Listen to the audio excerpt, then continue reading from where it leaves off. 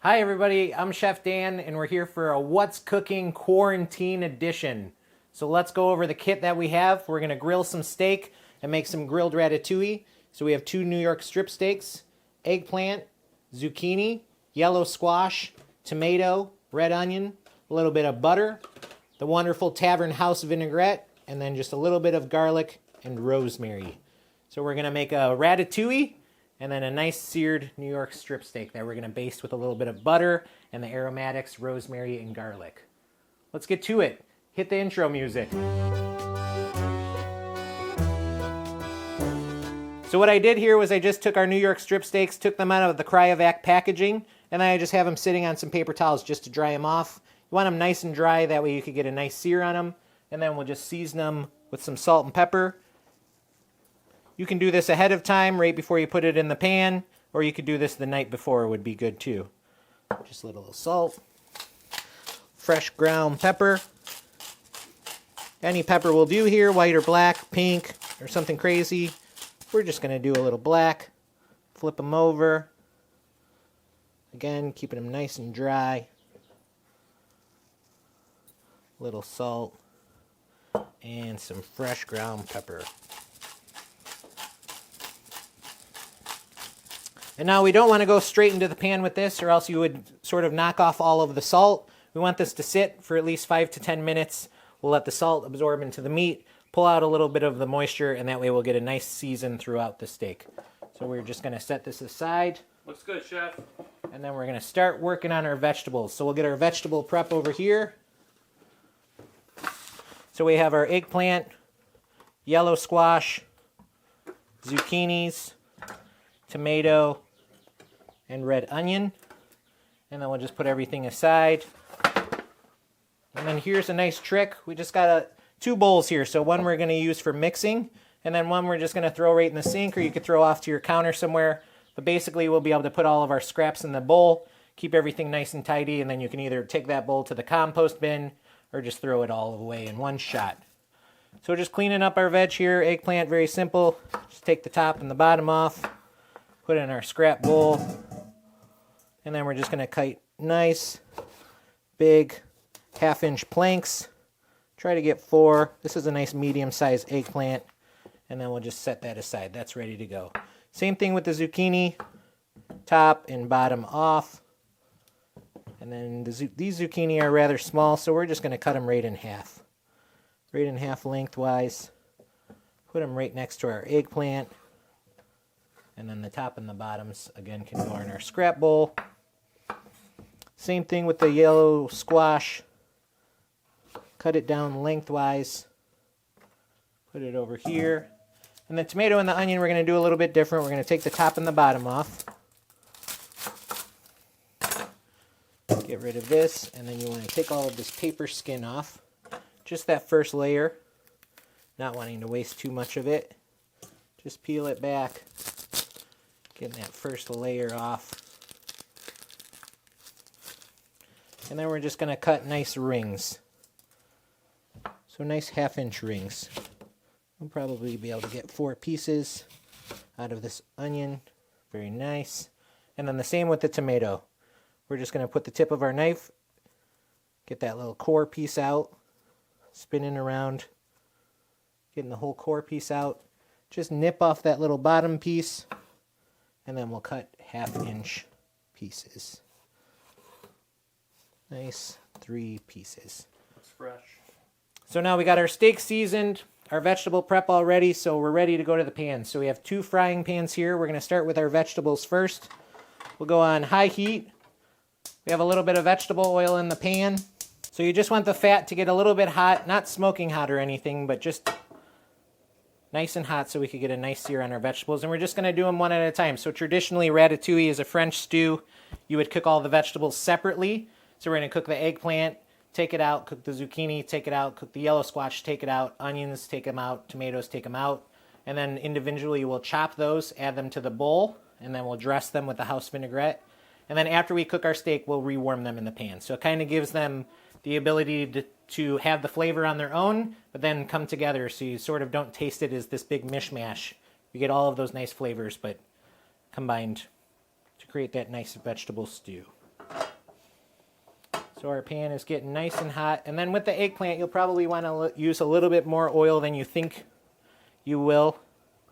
They're really like a sponge, so they like to soak a lot of it up. And we're just going to go in one piece at a time. And then you want to hear just a gentle sizzle. You don't want it going crazy or anything.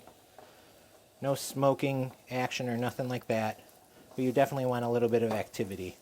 So if you put it in and you didn't see any bubbles or didn't hear anything, just sort of back them out and then turn the heat up and give it another minute to get hot. So just keep moving it around, checking them every so often. Just looking for a nice golden brown. Almost there. It's going to take about 2 or 3 minutes on each side.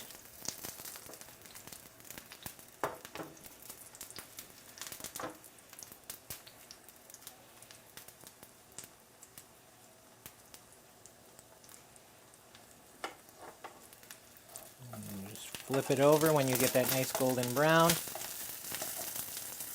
And then we'll do the same on the other side. This one can use a little bit longer.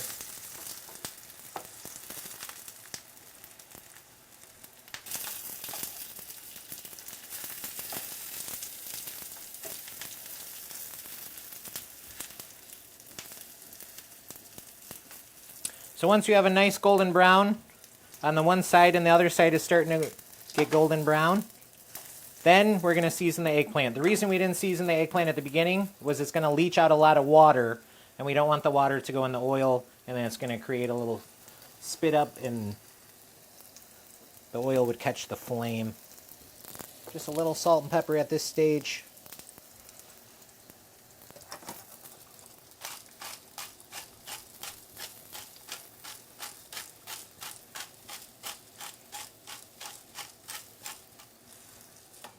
Beautiful. And then once we achieve that nice golden brown on the other side, then these are good to take out. So we just move these to our cutting board. And then we're just going to repeat the same process with each one of the vegetables. So the yellow squash and the zucchini can go in next.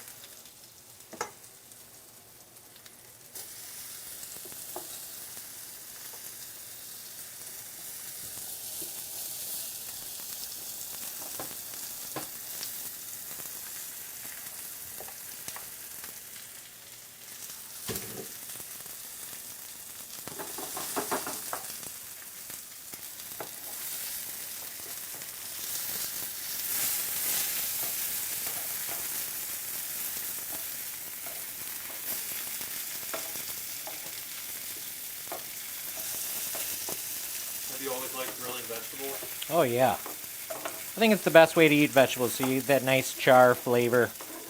And it really brings out the sweetness inside of a vegetable that you wouldn't necessarily consider very sweet or caramely, like a zucchini. I think this is the best way to eat zucchini and yellow squash.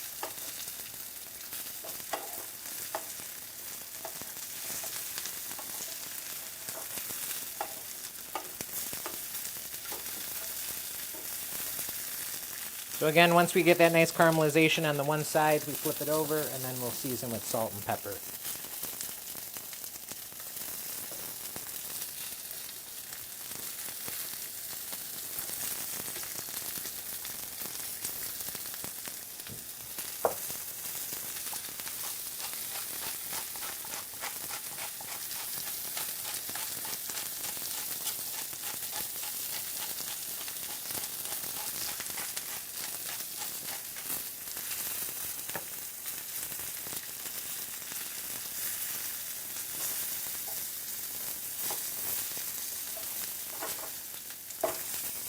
Alright, these are looking good, so we're just going to send them back to the cutting board.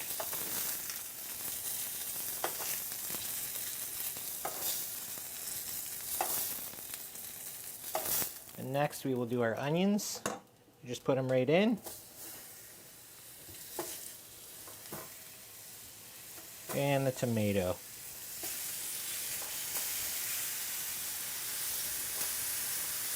Instant sizzle. So these onions have a ton of natural sugar. You could probably smell it. It gets that nice sweet caramely smell. like that caramelized onion flavor that we all love. Just keep moving them around so they don't stick. And then if you need to, if you see a little bit of smoke or anything like that, we could add a little bit more oil. The eggplant and the zucchini like to soak it up. You want about a tablespoon in the pan at all times. And for this, like, I like to use something nice. The Lucchini brand olive oil. I think it's pretty good. Pretty cheap, like $10 a bottle. Not too bad. But something with definitely some flavor, some fruitiness. Olive oil and vegetables are the main flavor point of this vegetable stew. You like to highlight them, get good product.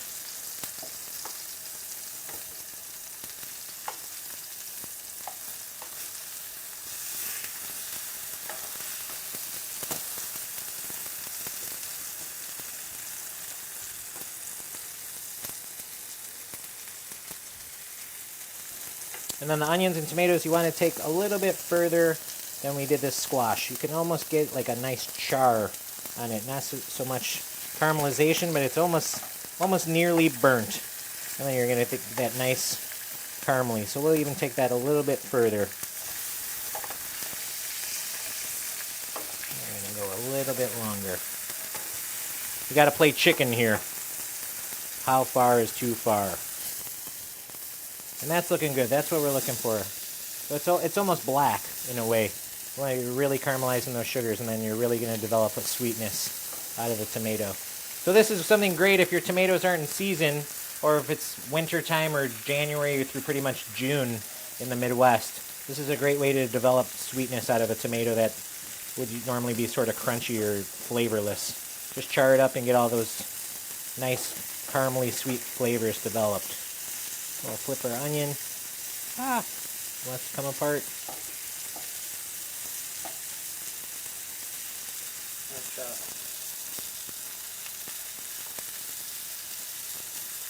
And then we'll do the same thing on the other side. Again, we're just going to hit it with a little bit of salt and pepper. Really want to season at each stage. That way when you have your finished product, it'll be nice and seasoned throughout, and then you could just adjust.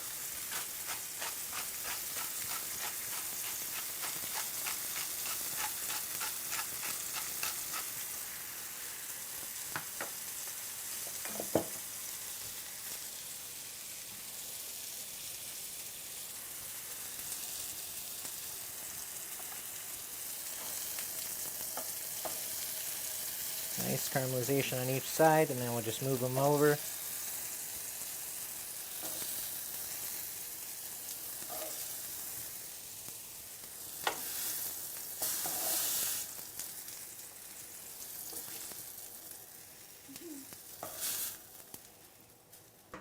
Alright, so now we're just going to run through all of these vegetables, and basically we just want to do a nice big chop on them, nice and chunky, and then we'll just toss them right in our bowl. So they're all going to get mixed up at this point.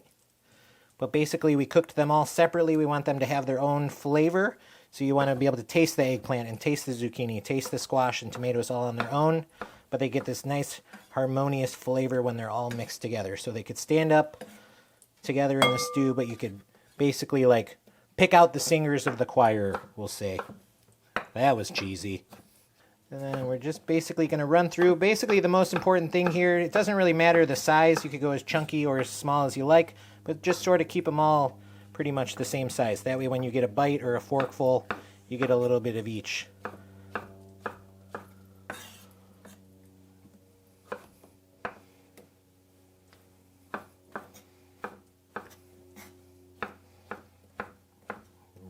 Gonna get chopped up by the internet nerds. Learn how to cut, bro. It's alright, our audience will appreciate it.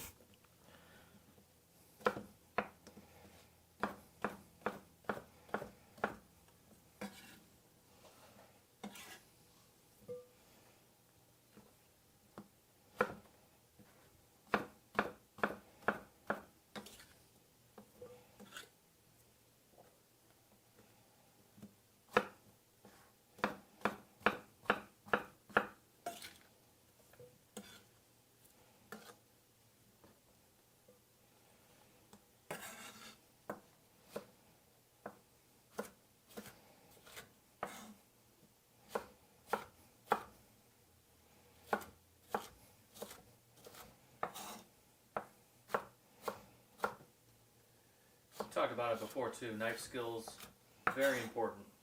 Yeah, I mean, basically, take your time, be safe. Most important thing when cutting anything is just thinking about how it's going to cook, what it's going in. So something like this, you wanted everything to be the same size. Doesn't matter what shape it is, what size it is. You just want it to be the same size. That way when you're eating it, you would get the same amount of flavor from each vegetable at one point in your mouth at the same time. We're almost finished up here, and then the tomatoes we're going to do a little bit different. So the tomatoes you really, really want to chop. So if we did everything else half inch, we just really want to run our knife through and get as many cuts as we can. You almost want to turn the tomato into like a pulp. The tomato is going to act like a sauce along with our Italian dressing. It's going to act like the sauce of the stew. So we're really, really going to mash it up almost. You want it to have some texture and some integrity, so that we still know it's a tomato, but it really wants to dress all those vegetables.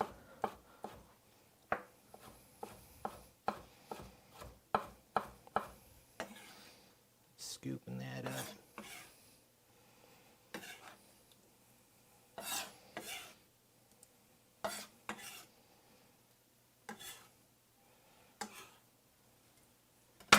Nice and clean.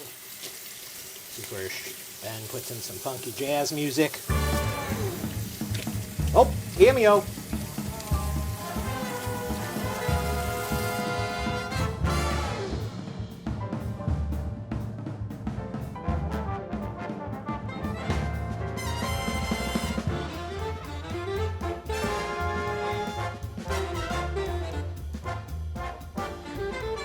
Nice and clean. Perfect. Pan's ripping hot. I don't really need it to be yet. All right, so to our stew here, we're just going to add a little bit of the house dressing. Actually, we're going to add all of this house dressing. This is about 2 ounces. Any creamy Italian dressing would do, or just like a simple vinaigrette. And then we're just going to take a spoon, mix it all up. Get all of those vegetables nice and dressed. This is just really light. Looks summery here on a snowy day. Nice, beautiful vegetable ratatouille. We're going to give it a taste. It's really good. I'm going to touch it up just with a little bit of olive oil. And then I think it could just use a tiny, tiny bit more of salt.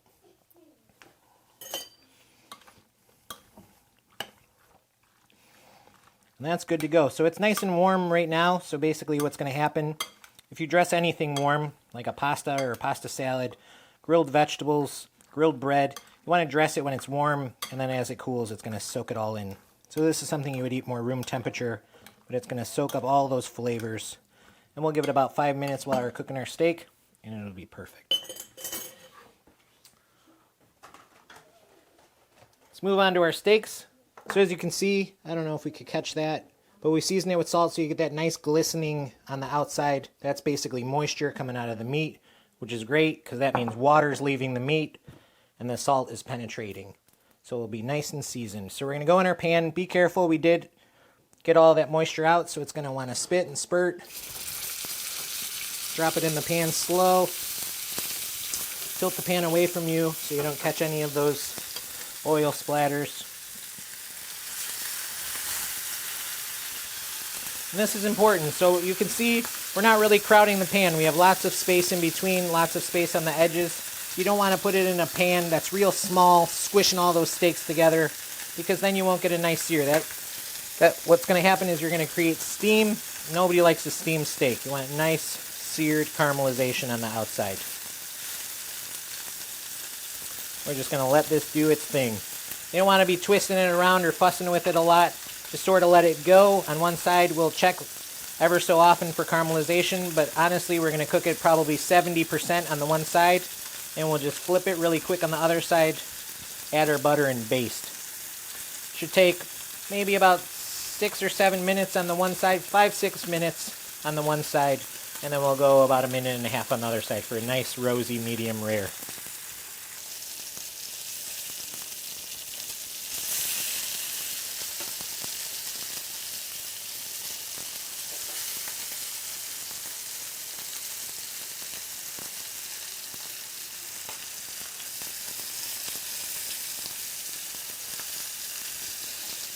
All right, nice caramelization on one side. We're just going to give them a flip.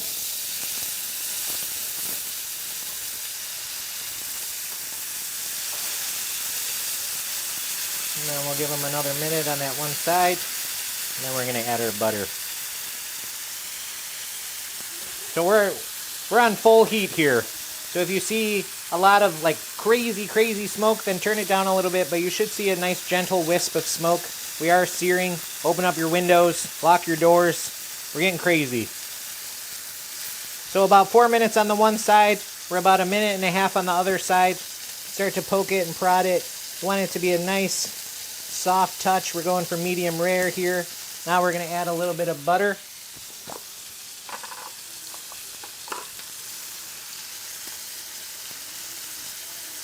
And you should see that sort of bubble and foam instantly. So this is about 4 tablespoons of butter.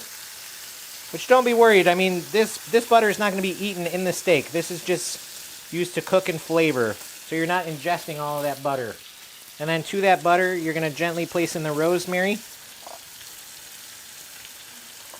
And then we have a couple cloves of garlic here. I'm just going to give them a quick smash. You honestly just press it with your hand. Release all that flavor. Drop those right in. And this is when the house starts smelling really good. Nice and garlicky. All those herbs.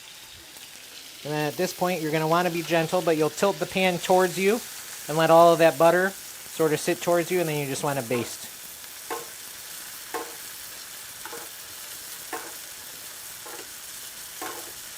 And then this is pretty much how we'll finish cooking our steak. So this is why in a restaurant your steaks are so juicy, so moist, and so delicious.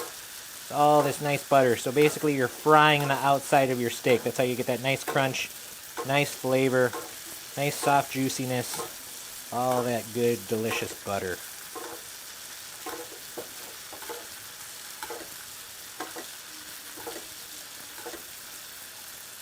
Then you could even pick up a couple pieces of that rosemary, lay it on top of the steak, and then just let all that flavor infuse into the steak.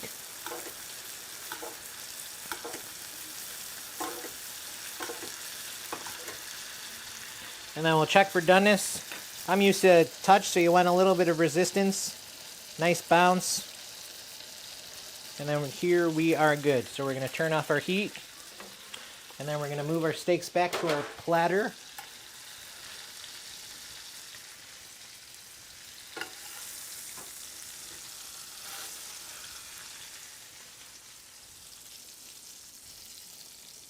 And then what I like to do is just take a little bit more of that butter, catch those cloves of garlic, and then just spoon it right on top.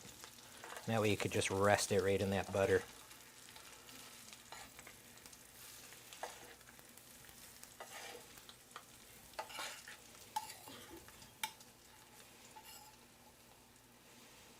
So if your butter's burnt, you can sort of get rid of it and then put another piece in. But what we're going to do is we're going to return it back to the heat. I left a few of those garlic cloves in there just so you get more flavor. And now we're going to spoon in our vegetable stew just to warm it through. So you get all those nice meaty bits off the bottom of your pan. You don't want to waste any of that.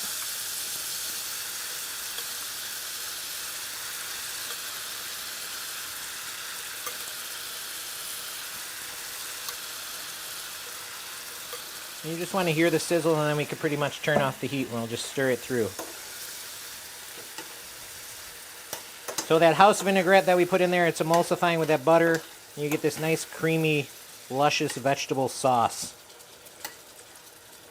Turn off the heat. Alright, our vegetables are nice and cooked and our steak is rested. So now we will go to our plate.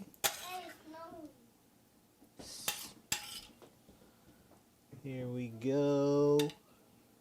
Oh yeah, look at that. Sauce is nice and creamy. Nice bright vegetables. Grab one of our nice rested steaks here. Give it a slice.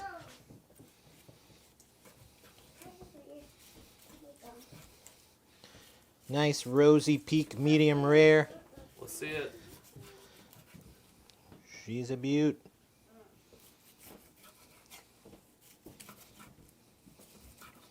You don't have to slice it, but doesn't it just make it so nice?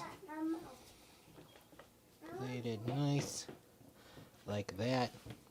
That's a little chef snack for later. And then you can even go back and some of that nice buttery vegetable sauce right on top. Oh yeah. A few more grains of salt if you like that on your steak. I do. There we go. How's that for the perfect date night meal? If anybody has any questions, you could send me an email, dcasey@mistwoodgc. Ben will throw it up on the screen. Perfect. Here we go, Find out. Oh, yeah. Thanks, everybody, for this edition of Quarantine Cooking. If you have any questions, send me an email, send me a text message, those of you that know me, and I'll get back to you and answer any of those questions. Thanks, guys.